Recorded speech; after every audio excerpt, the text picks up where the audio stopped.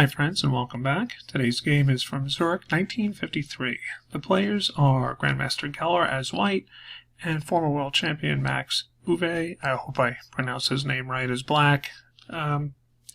This is one of the better games of the tournament and also written in one of the tournament books that it won a brilliancy prize. Okay, so let's go. Game is going to be a Nimzo Indian.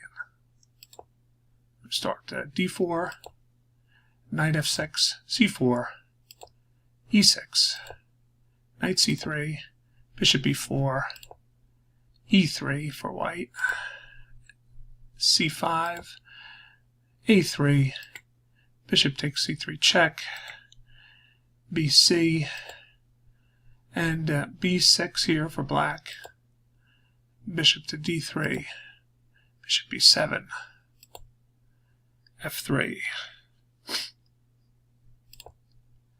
knight c6, knight to e2,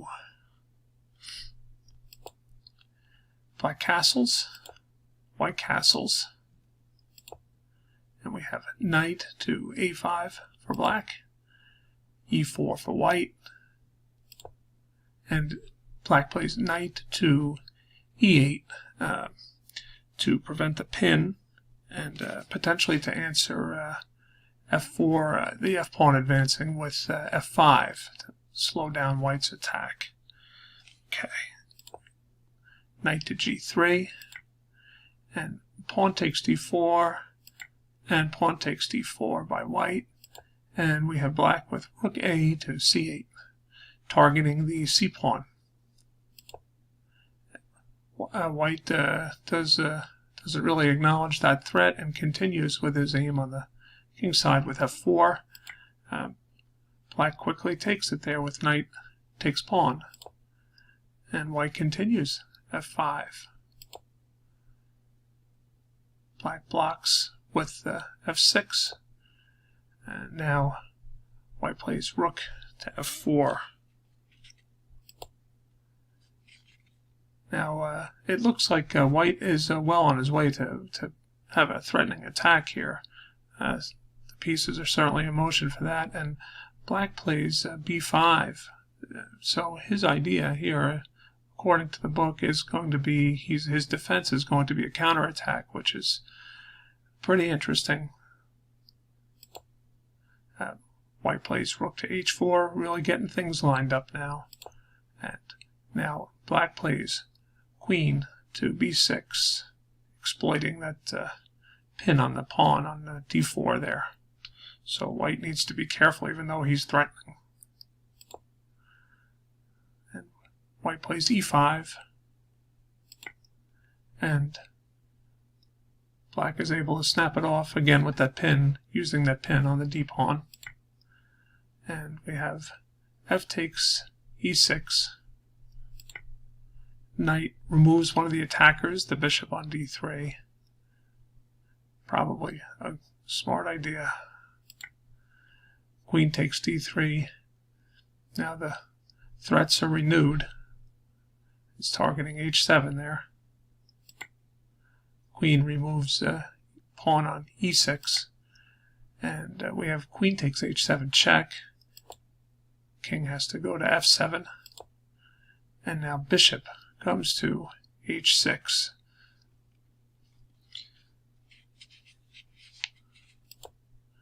Now this is the move. This rook to h8 is really the fundamental kind of move or tactical idea of this attack, this counterattack by black. It's going to divert the queen from protecting this vulnerable c2 so black can get his other rook on the rank.